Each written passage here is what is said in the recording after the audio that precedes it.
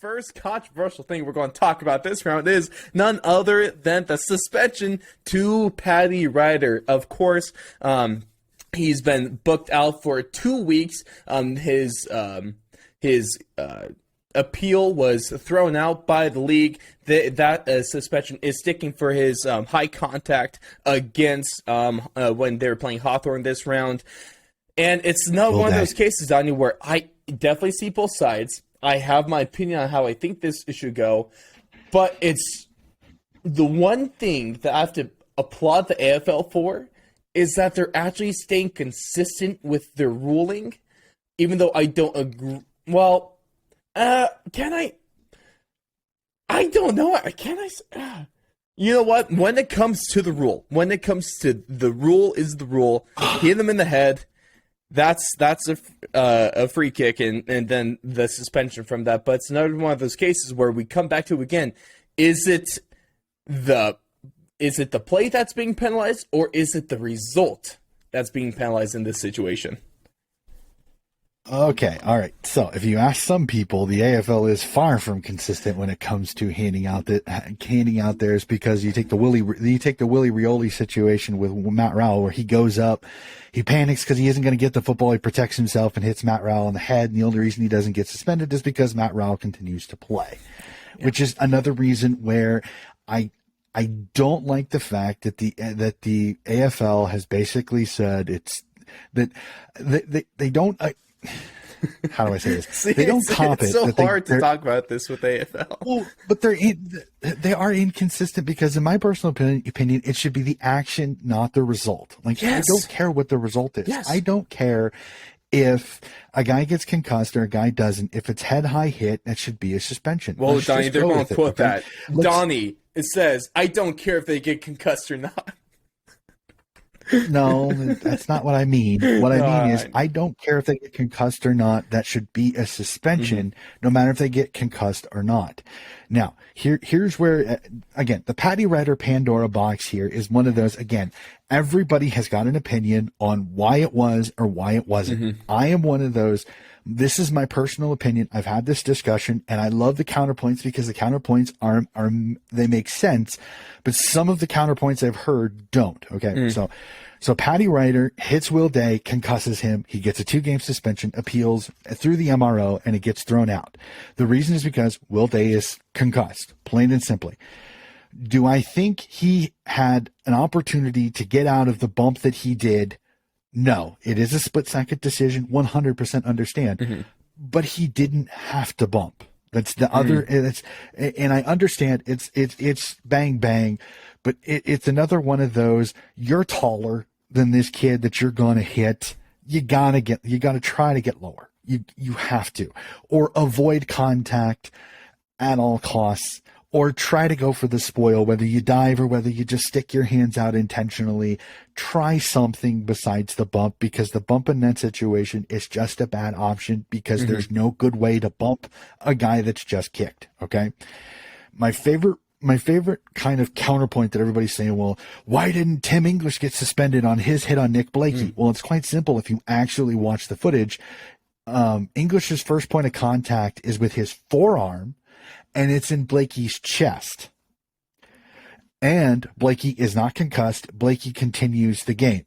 So the people that are comparing the two, it's not really the same, because Ryder does hit him with the shoulder.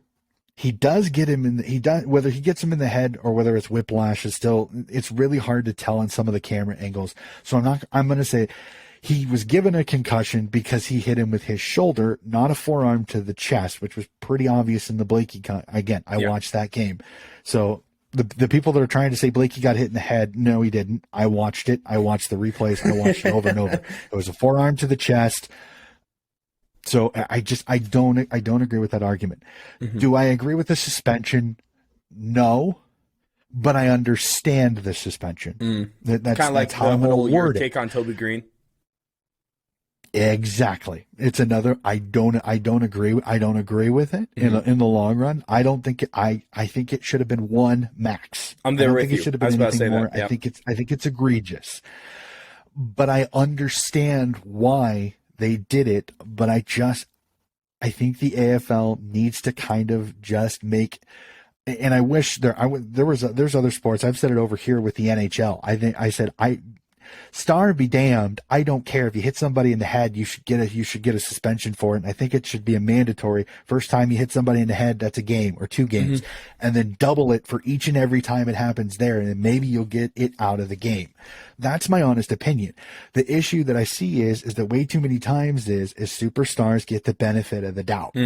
And I hate that. And I really, really hate that. And then you get guys like Toby Green that doesn't get the benefit of the doubt in anything and usually gets slapped pretty viciously with it. That's where you will see me give a little bit of leeway. Exactly.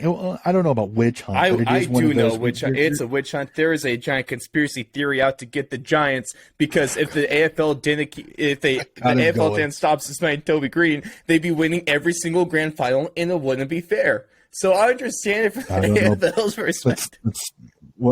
Okay, get down off the super high dive there, dude. You're jumping from a little high there. Okay, there's no bias. Like I said, yeah, I know. Again, do I agree with this? Do I agree with the suspension because of the outcome? Yes. Do I like it? No, I don't like it. I think it is a gray area because of the bang bang nature. But I'm one of those. I agree with what somebody said in one of the discussions that I had. It's too gray. There's too many gray areas. They need to kind of make it black and white and stop, pardon my French, stop screwing with it. Say it plain and simply. You hit somebody in the head, whether it's intentional or not, that's a game. You do it again, that's 2 games. You do it again, that's 4 games. You do it again, that's 5 games. You do it a 5th time, you're suspended for the rest of the year. See, now you're going after the root cause here, which is perfect, because the root, and to me, the root issue here is not necessarily the suspension, or it's not necessarily the hit. It's not necessarily the rule, or I guess it is rule, because the AFL has an issue with like I said earlier, they have an issue with penalizing the outcome and not the play. You can't do that because, like you said, it should be black and white. When you penalize the outcome, that puts this whole thing into a bad gray area that doesn't work out for anyone. We should see them being penalized, concussion or not, like you said. If you hit the head, it's black and white. That's a penalty. That takes away a lot of the confusion from this and a lot of the controversy as well, because if the rules are like they're trying to do with some of the black and white stuff, I guess with the man on the mark rule, and also the holding the ball rule, where they're trying to make it more black and white, you might not be as on board with the calling, but at least the calling is the rule, and we all understand the not only the fact that it's going to be called, that we also understand the amount of punishment that's going to come off of it. That's the main thing here.